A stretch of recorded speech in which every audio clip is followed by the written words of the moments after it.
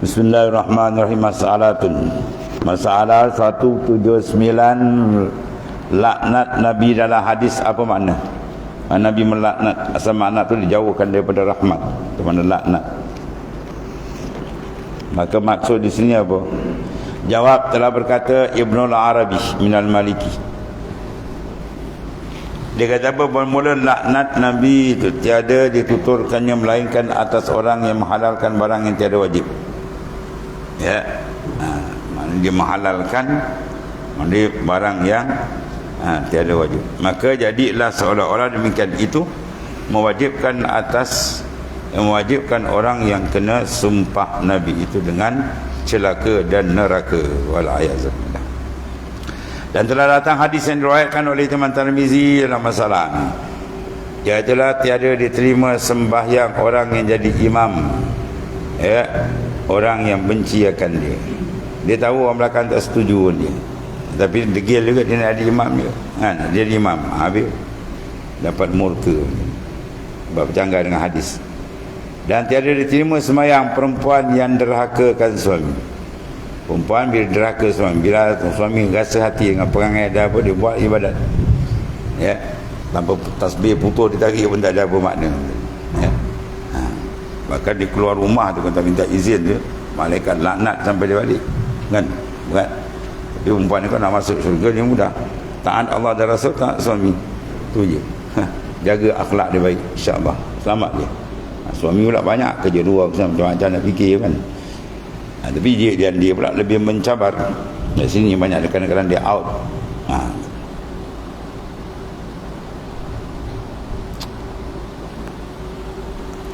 Maka jadilah seolah demikian itu mewajibkan orang yang kena umpah tadi. Habis. Dan datang pada hadis diriwayatkan Ibnu Tirmizi, itulah tiada diterima sembahyang orang jadi imam yang benci akan dia, orang tak suka dia. Dan tiada diterima sembahyang dia perempuan yang derhaka akan suaminya. Dan tiada diterima sembahyang hamba yang lari daripada tuan.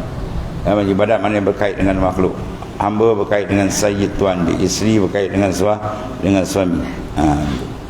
Dan kata Ibnu al-Arabi, dan bermula ketiadaan terima seperti tersebut dalam hadis ini, tiada dikatakan melainkan pada yang berdosa besar. Maknanya dia lari pada tuan dia, hamba tadi dosa besar, isteri derhaka pada suami, ya, dia suami tak rela, dia ambil pada kena itu, habis berdosa besar. Ini perbuat oleh orang yang menyahajainya. Maka demikian itulah menegahkan daripada diterima ibadatnya atas makna bahawasanya dosa maksiat yang besar ini, perbuatan itu lebih besar daripada pahala taat dia, menyebabkan taat dia habis ditolak. Habis.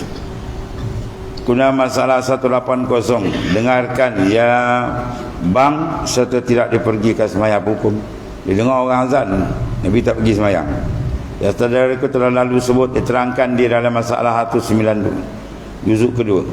Dan datang lagi hadis menunjukkan celaka besar orang yang memperlakukan demikian. Azan didengar tapi sembahyang kat rumah. Kata tak sembahyang lagi tu, dia banyak kita kena. Kan? Ada pula isteri pula bodoh. Suami nak pergi sembahyang, pergi mana tu? Suami nak pergi sembahyang Jumaat masjid, orang bang ditanya gimana kau tahu. Dia kalau ada isinya tu, telinga kau pekak, tak dengar orang bang cakap macam tu. Ya.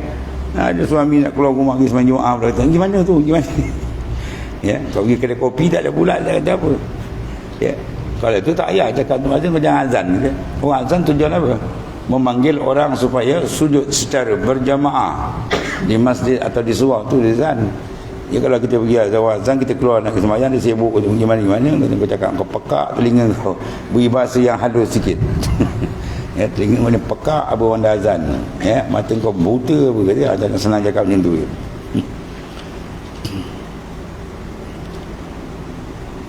Dia banyak dengar akhir zaman banyak berlaku terbalik. Ahli ilmi, ulama-ulama, ustaz-ustaz tak pergi jemaah.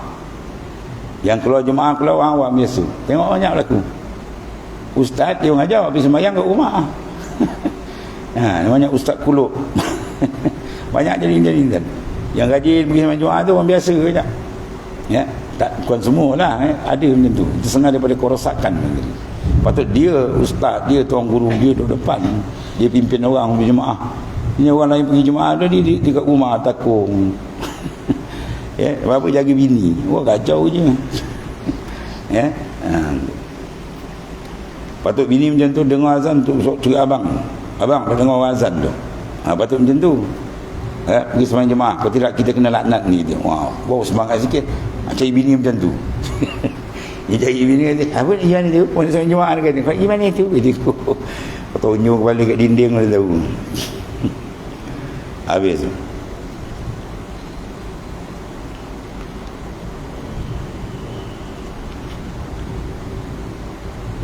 Maka demikian itulah kita menegakkan daripada terima ibadat dia. Kita ibadat dua. Satu pintu ibadat, satu pintu penerimaan. Baru selamat dunia akhirat. Babul amal wa babul qabul. Ada orang ditutup terus ibadat dah nampak. Si kafir tu habis terus. Ya.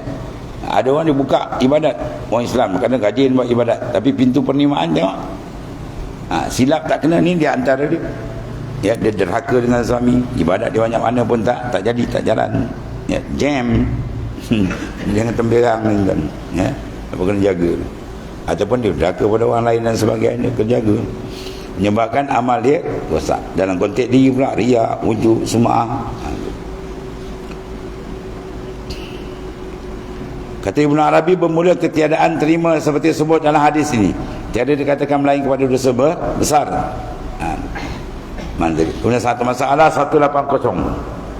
Satu lagi masalah. Dengarkan bang serta tak pergi sembahyang hukum. Penat muazzin tu bang. Ya, mic pula dah besarkan, sound baru pakai. Dia buat pekat telinga. Telah lalu disebut terang masalah 192 juzuk kedua. Dan datang lagi hadis menunjukkan celaka besar tu orang yang memperlakukan demikian. Mana dengar azan dia tak pergi sembahyang. Yang didengarkan bang dan tiada pergi sembahyang jemaah sama-sama di masjid di surau tu. Ya. Wajun samia hayya 'alal falah summa lam yajib. Tengok. Dan yang ketiganya mana dia dengar tu orang kata hayya 'alal falah kan. Marilah menuju kejayaan. Lam yajib apa dia tak jawab pun. Ya, tidak diapikkannya kalau Melayu orang tadi indah dibiar ni. Dia buat pekak telinga. Dan yang ketiganya laki-laki yang mendengar ia akan hayya 'alal falah kemudian tiada diperkenankan maka dilaknat Nabi akan dia buat tuan ni. Ya, kalau kita pergi sembahyang Jumaat dengan azan maka dilaknat. Kadang-kadang banyak ibadat-ibadat kita tak tersingkap hijab ni di antara dia.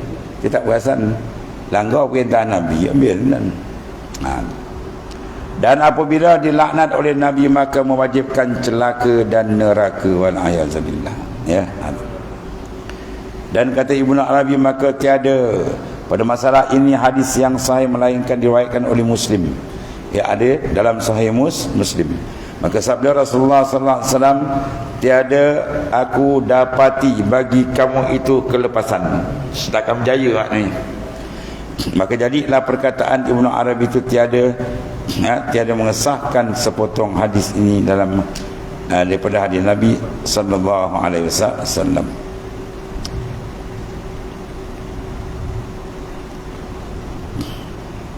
Warajulun sami'al hayya 'alal falah summa lam yujib ajaba yujibu. Mana tidak memperkenankan.